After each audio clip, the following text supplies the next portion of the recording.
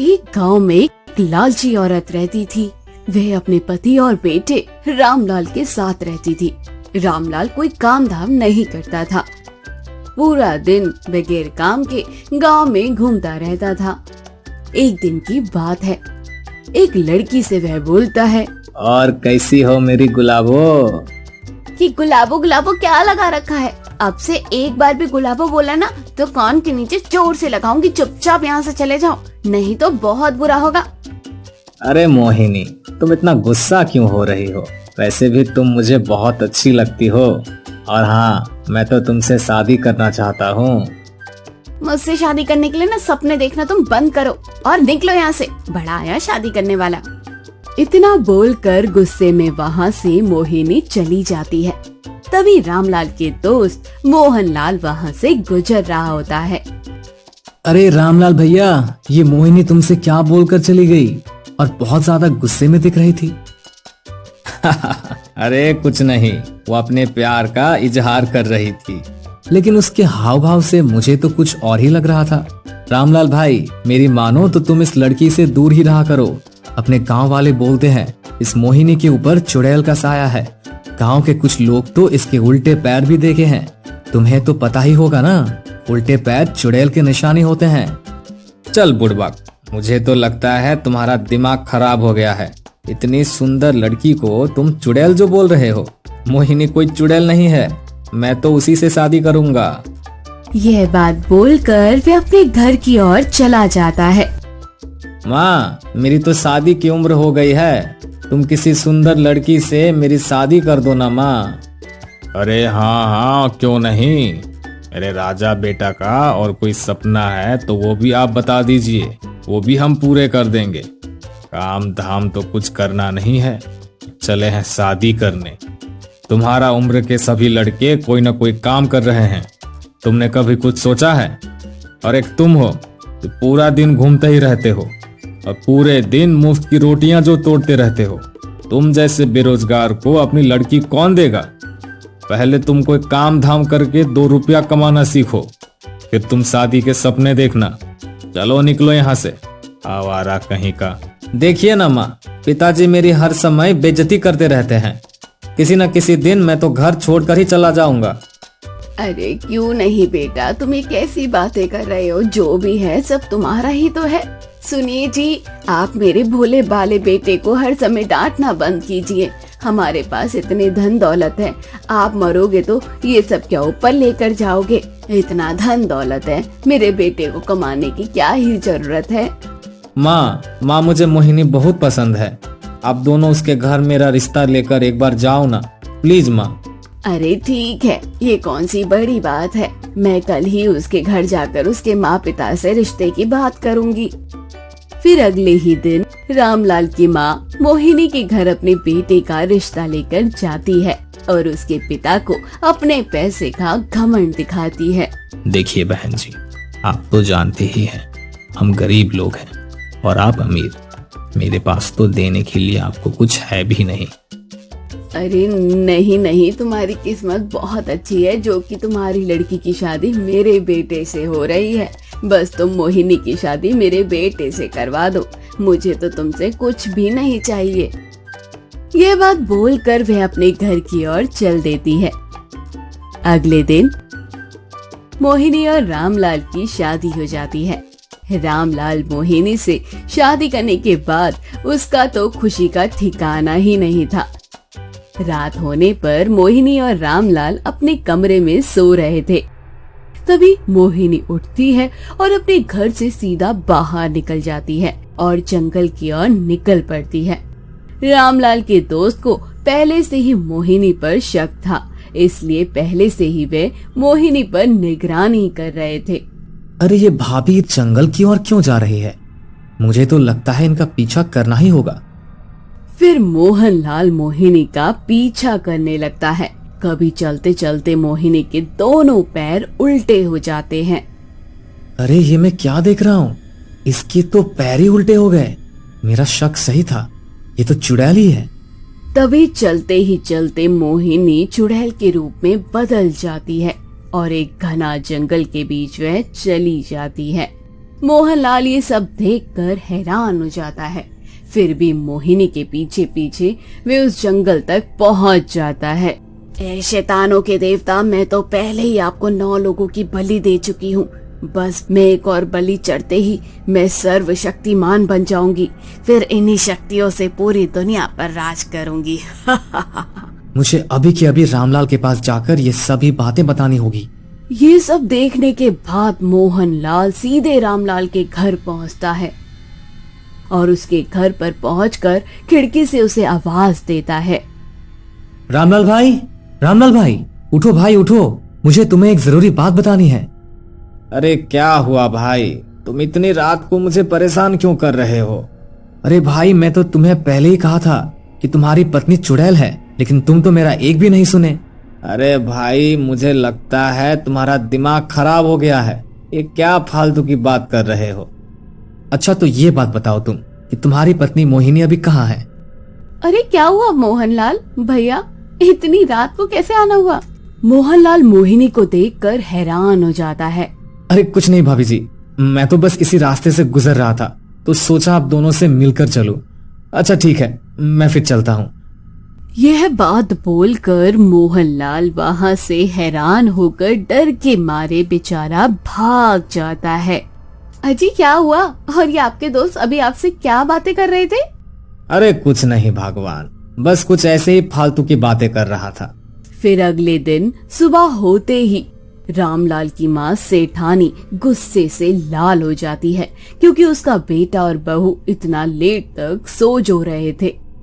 ए बहू रानी, इतनी देर तक तुम सोओगी तो घर का काम कौन करेगा? चलो जल्दी उठो, मैंने काम वाली को आने से मना कर दिया है। आज से घर का सारा काम तुम्हें ही करना है, चलो जल्दी उठो। सेठानी की जोर जोर से चिल्लाने की आवाज सुनकर मोहिनी गुस्से से लाल हो जाती है और अपनी सास के पास जाती है। ए बुढ़िया, सुबह सुबह तुम इतना शोर क्यों मचा रही हो और मेरा नींद क्यों खराब कर रही हो? अरे मैया, इसकी हिम्मत तो देखो, मुझ बुढ़िया को कैसे बोल रही है। तुम्हारी इतनी हिम्मत, तुम मुझे बुढ़िया बोल रही हो? चुपचाप ये घर का सारा काम कर जल्दी। वैसे भी तुम्हारे माँ बाप ने दहेज में मुझे कुछ नहीं दिया है। मैं कोई काम वाम करने वाली नहीं हूँ, मैं इस घर की बहू हूँ और बहू की तरह रहूंगी, क्योंकि नौकरानी थोड़ी ना हूँ मैं। देखो तो इसकी इतनी हिम्मत, मुझसे जुबान लड़ा रही है। तभी मोहिनी अपनी सास से झगड़ा करने लगती है। मुझे छोड़ो, अरे रामलाल जल्दी से मेरे पास आओ। देखो तुम्हारी बीवी मेरे साथ क्या कर रही है, जल्दी आ बेटा, मुझे तुम बचा लो अपनी बीवी से। अपनी माँ की आवाज सुनकर तुरंत रामलाल अपनी माँ के पास पहुँचता है और ये सब देखकर वे हैरान हो जाता है। ए मोहिनी, तुम्हारी इतनी हिम्मत, तुम मेरे माँ के साथ ऐसा करेगी? जल्दी छोड़ो जल्दी। मोहिनी फिर वहाँ से अपने कमरे में चली जाती है। माँ, आपको कुछ हुआ तो नहीं ना? मैं ठीक हूँ बेटा, मैंने तो सिर्फ इसे थोड़ा जल्दी उठने के लिए कहा था और घर के काम करने के लिए कहा था। देखो इसने मेरी धुलाई ही कर दी। फिर रामलाल अपनी माँ और बीवी की बात सुनकर परेशान होकर घर से बाहर निकल जाता है कि तभी रास्ते में उसका दोस्त मोहनलाल मिलता है। अरे क्या हुआ भाई, तुम इतने परेशान क्यों हो? तुम्हें पता चल गया ना आखिरकार कि तुम्हारी बीवी चुड़ैल जो है? अरे मजाक मत करो मेरे भाई, वैसे ही मैं बहुत ज्यादा परेशान हूँ। आज सुबह सुबह तो मोहिनी ने हद पार कर दी, उसने माँ से झगड़ा करना शुरू कर दिया। अरे भाई, मैं तो तुम्हें पहले ही कहा था, मोहिनी कोई साधारण लड़की नहीं है, उसके ऊपर चुड़ैल का जो साया है। अगर तुम्हें लगता है कि तुम्हारी बीवी चुड़ैल नहीं है तो मेरे पास एक रास्ता है सच जानने का। तुम उसके पास एक आईना रख दो, उसकी असलियत आईने में जरूर दिख जाएगी। यह बात बोलकर मोहनलाल अपने घर और रामलाल अपने घर की ओर चला जाता है। रात होने पर रामलाल अपनी पत्नी के लिए एक सुंदर सा गजरा लेकर आता है। फिर वे गजरा अपने बालों में लगाकर घर के अंदर शीशे के पास जाती है। तभी उसके पीछे पीछे रामलाल भी जाता है। मोहिनी जैसे ही शीशे में अपना मुंह देखने लगती है तभी उसकी असलियत उसमें दिखाई देने लगती है। रामलाल ये सब देखकर हैरान हो जाता है। वे अपनी बीवी के रूप में चुड़ैल को देखकर सच में डर जाता है। हे भगवान, मुझे आपने ये किस मुसीबत में फंसा दिया? ये तो सच में चुड़ैल निकली। अच्छा हुआ जो तुम्हें मेरी असलियत के बारे में पता चल गया। आज रात को मैं तुम्हें ही बलि में चढ़ाने वाली हूँ। अरे भागो रे भागो रामलाल, जान बची तो लाखों पाए। मोहनलाल भाई मुझे बचाओ बचाओ, मेरी बीवी तो चुड़ैल निकली भाई। तुम सही बोल रहे थे, मर गया रे, बचाओ कोई बचाओ। तुम तो सही बोल रहे थे भाई, मेरी पत्नी तो चुड़ैल निकली। मैंने तो उसकी असलियत अभी अभी आईने में देखा है, अब वो मुझे नहीं छोड़ेगी। अरे मोहनलाल भाई जल्दी से तुम दरवाजा बंद कर दो, भाई मुझे बचा लो। और जी आपका दोस्त तो मुझे लगता है कि हम दोनों को मरवा के छोड़ेगा। इसकी बीवी इसका पीछा करते करते हमारे घर तक आ जाएगी। जल्दी से इसको घर से निकाल दीजिए। तभी जोर जोर से दरवाजा खटखटाने की आवाज आने लगती है और घर में सभी लोग डर जाते हैं। अरे दैया, मुझे तो लगता है इसकी पत्नी पीछा करते करते यहाँ तक पहुँच गई। भगवान मुझे बचाओ। मोहनलाल भाई गलती से भी भाई दरवाजा मत खोलना, मुझे तो बहुत ज्यादा डर लग रहा है। अगर दरवाजा खोलोगे तो वो चुड़ैल हम तीनों में से किसी को नहीं छोड़ेगी। अरे मर गया रे भाई, भाभी तो चुड़ैल निकली, अब क्या करें, कुछ समझ में नहीं आ रहा है। अजी मैं तो कहती हूँ रामलाल को जल्दी से घर से बाहर निकाल दीजिए। चुड़ैल तो इसी की तलाश में है। बड़ा शौक चढ़ा था ना इन्हें सुंदर लड़की से शादी करने का, अब भुगतो। चलो रामलाल भैया जल्दी से यहाँ से निकलो, जल्दी निकलो। नहीं, मैं कहीं नहीं जाने वाला। अरे मैया ये देखो तो उनकी हिम्मत, ये अपने साथ हमको भी मरवाना चाहते हैं। अरे सुनिए आप कुछ कहिए तो। रामलाल भाई आप तो जानते ही हैं, हमारे घर में छोटे छोटे बच्चे जो हैं, अगर ये चुड़ैल हमारे घर में घुस गई तो बच्चे को भी मार देगी। कृपा करके तुम इस घर से निकल जाओ प्लीज। ठीक है भाई, मैं अपनी वजह से तुम लोगों का जान खतरे में थोड़ी ना डाल सकता हूँ। मैं अभी इस घर से जा रहा हूँ। शुक्र है भगवान का, इस आफत से जान तो छूटी। तभी उसका दोस्त बोलता है, रुको मेरे भाई, अगर मरना ही है तो मैं भी तुम्हारे साथ मरूंगा। अरे सुनो जी, तुम अंदर बच्चे के पास चली जाओ। मैं अपने दोस्त को ऐसी हालत में अकेला नहीं छोड़ सकता हूँ। मुझे तो अपनी दोस्ती निभानी है ना, नहीं तो दुनिया क्या सोचेगी। सुनिए जी, आप ये पागलों वाली बातें क्या कर रहे हैं? वे चुड़ैल आपकी और आपके दोस्त को एक ही बार में जान लेगी। आप अपने दोस्त की वजह से अपना जान खतरे में क्यों डाल रहे हैं? अगर आज मैंने अपने दोस्त का साथ नहीं दिया तो ये दुनिया कभी किसी की दोस्ती पर एतबार नहीं करेगी। अगर मुझे अपनी दोस्ती साबित करने के लिए अपनी जान भी देनी पड़े तो मैं खुशी खुशी अपनी जान दे दूंगा। चलो भाई, मैं भी तुम्हारे साथ घर से बाहर जाऊंगा। मोहनलाल भाई, मुझे आपकी दोस्ती पर कोई शक नहीं है, लेकिन आप मेरी वजह से अपना जान मत दो। हम दोनों मिलकर भी इस चुड़ैल का कुछ नहीं कर सकते हैं। मेरा मरना तो तय है।